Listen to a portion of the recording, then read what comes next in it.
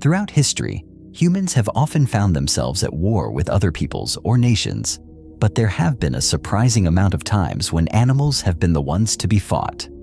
There are a variety of reasons why animals have found themselves at the center of human conflict. Sometimes, this is because animals live in places where battles are being waged, become accidental soldiers, or are slaughtered to punish indigenous people. It could even be that certain creatures are simply deemed to be pests. There have been times when animals have won and times when they've lost.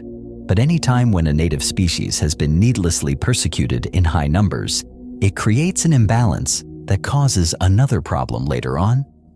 In this video, we'll explore 10 fascinating examples of when humans have literally declared war on various animal species. The Four Pests Campaign. Mao Zedong's leadership in China from 1949 to 1976 was marked by policies that often disregarded the environment. One of the key slogans during his rule was, "Man must conquer nature," which reflected his approach to economic and social progress, particularly through his Great Leap Forward. One of the extreme measures taken was the Four Pests Campaign, launched in 1958. This initiative targeted 4 pests: flies, mosquitoes, rats, and sparrows. As part of this campaign, sparrows were killed in large numbers. While the intention was to protect crops, sparrows actually helped control harmful insects. With their removal, crops became more vulnerable to pests like locusts, which led to widespread crop failures and a devastating famine, claiming millions of lives. Criticism of these policies was met with severe consequences. Hydro engineer Huang Wanli, who opposed a major dam project, was sent to a labor camp as punishment.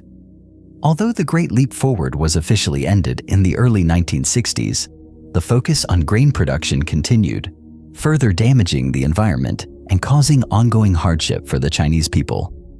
The Beaver Wars. The Beaver Wars were a series of conflicts in the 17th century, primarily fought between Native American tribes over control of fur trade territories, particularly for beaver pelts, which were highly valued in European markets. These wars mainly involved the Iroquois Confederacy and other tribes, such as the Algonquin, Huron, and French allied tribes.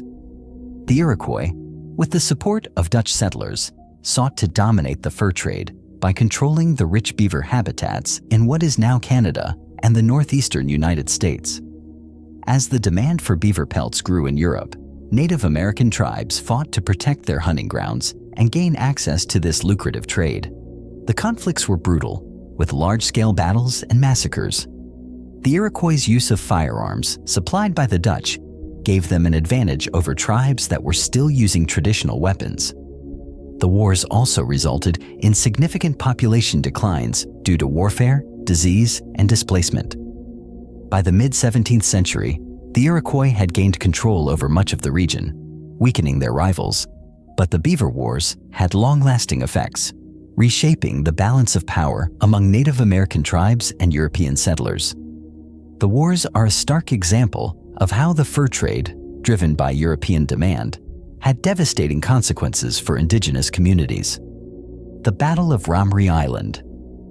During World War II, Ramree Island, located off the coast of Burma, now Myanmar, witnessed numerous military confrontations. However, one of the most terrifying events took place in 1945, when British troops drove nearly 1,000 Japanese soldiers into the island's dense mangrove swamp. The swamp, spanning over 10 miles, 16 kilometers, was home to a large population of saltwater crocodiles, the largest reptilian predators in the world. Some of these crocodiles could reach lengths of over 20 feet, 6 meters, and weigh more than 2,000 pounds, 907 kilograms. Even mid-sized crocodiles of this species are capable of killing adult humans. As the Japanese soldiers fled into the swamp, about 500 are believed to have escaped, with 20 later being recaptured. Tragically, approximately 500 soldiers are thought to have been killed by the crocodiles. Survivors shared chilling stories of crocodiles ambushing and dragging victims away, with the predators appearing suddenly from the murky waters. This horrifying event is recognized by Guinness World Records as the most number of fatalities in a crocodile attack, although the exact number of casualties remains a topic of debate. The Buffalo War. The Buffalo War, which took place in 1876, was a pivotal event in the history of Native American and U.S. government relations. It was a response to the U.S. government's systematic effort to eradicate the American bison, a vital resource for Native American tribes on the Great Plains. The government's policy aimed to remove bison from the landscape in order to weaken Native American resistance to westward expansion. As the bison population dwindled dramatically due to mass slaughter, Native American tribes who relied on them for food, clothing, and shelter found themselves facing starvation and hardship. In 1876, Native American warriors from the Cheyenne, Arapaho, and other Plains tribes launched a series of protests and resistance efforts to protect their way of life. The conflict became known as the Buffalo War. The U.S. military responded with force, leading to violent clashes between the Native Americans and the military. Despite their efforts, the tribes were overwhelmed by superior numbers and military tactics. The war resulted in the further displacement of Native American peoples and the near extinction of the bison species. By the end of the war, the bison population had been reduced to near zero, marking a tragic chapter in both Native American history and wildlife conservation. Efforts to save the species began in the 1870s, but President Ulysses S. Grant refused to sign a bill protecting the animals. The government eventually delivered cattle to some tribes to replace the animals killed. The recent designation of the American bison as the national mammal is a recognition of the animal's historical significance. The Great Emu War. The Great Emu War of 1932 was an unusual and infamous event in Australian history where soldiers were deployed to address a growing emu problem in Western Australia. Following World War I, veterans had been encouraged to take up farming in the region, but a surge in the emu population wreaked havoc on their crops. The emus, large flightless birds native to Australia, were migrating from inland areas to the coast in search of food and water, trampling fields and consuming crops along the way. In response, the Australian government sent soldiers armed with machine guns to control the birds. Despite their efforts, emu proved surprisingly elusive and difficult to target. Their speed, agility, and flocking behavior allowed many to evade the soldiers' fire.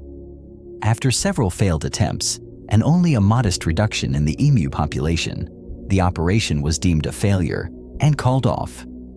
The Great Emu War is now remembered as a quirky episode in Australian history, often cited as an example of human efforts to control nature gone humorously awry. Roman Venationes. Venationes, which translates to animal hunts in Latin, were a popular form of public entertainment in ancient Rome. These events took place in amphitheaters and featured contests either between animals or men and animals.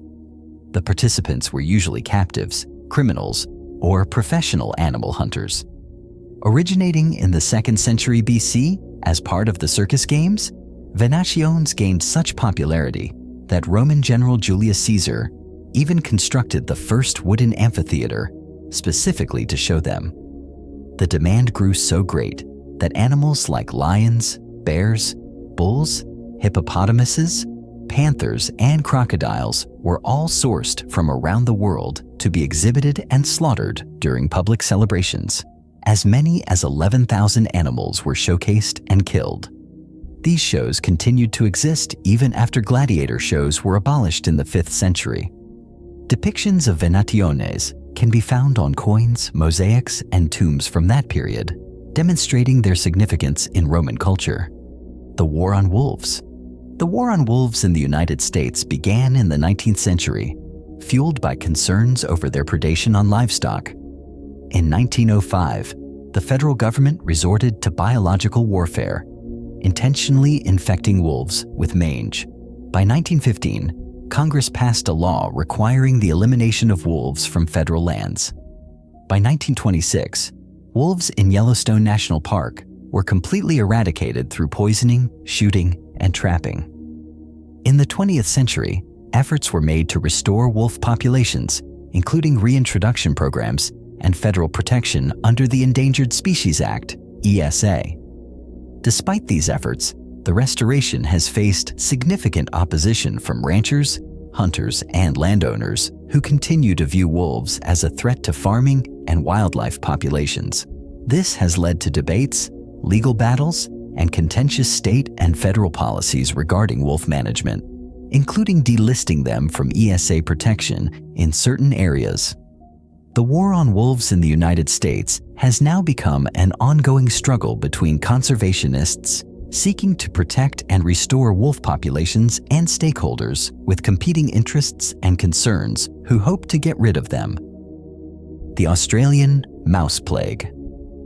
Australia experienced one of the worst mouse plagues in recent history in 2021, with significant damage to crops and widespread infestation. The outbreak was attributed to favorable weather conditions, creating an abundance of food following a period of drought and devastating bushfires.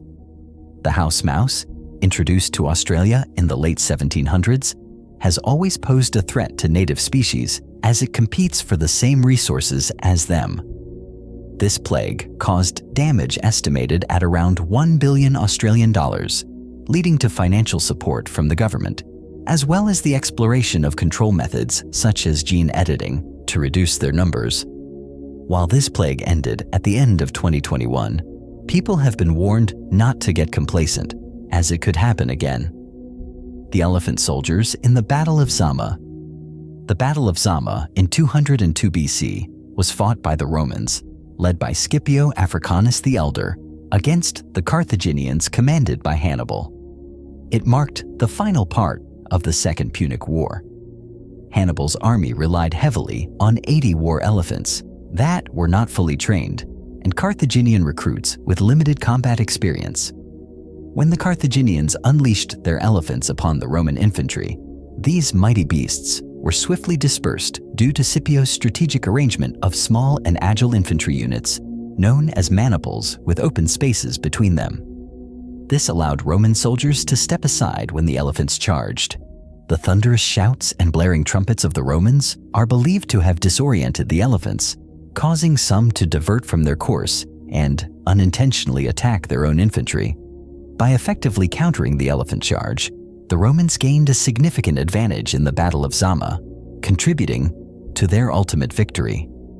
Their win meant the end of Hannibal's control over Carthaginian forces and severely weakened Carthage's ability to resist Rome.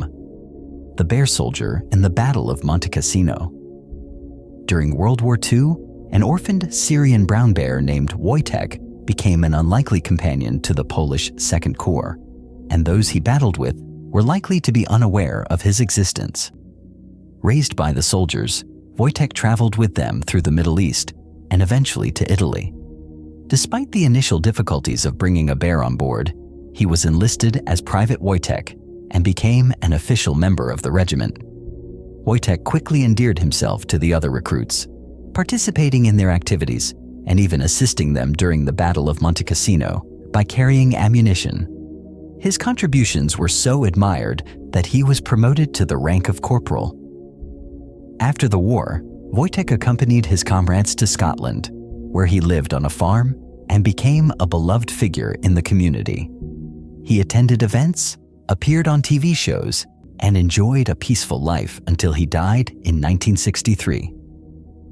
Wojtek's remarkable story has been immortalized through films, books, and statues in Poland and Britain.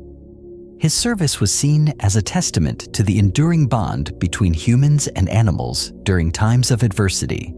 It's wild to think how often humans have clashed with the animal kingdom, right? If you think there might be any other animal that could have appeared in this video, please feel free to leave a comment below. Your input is always appreciated.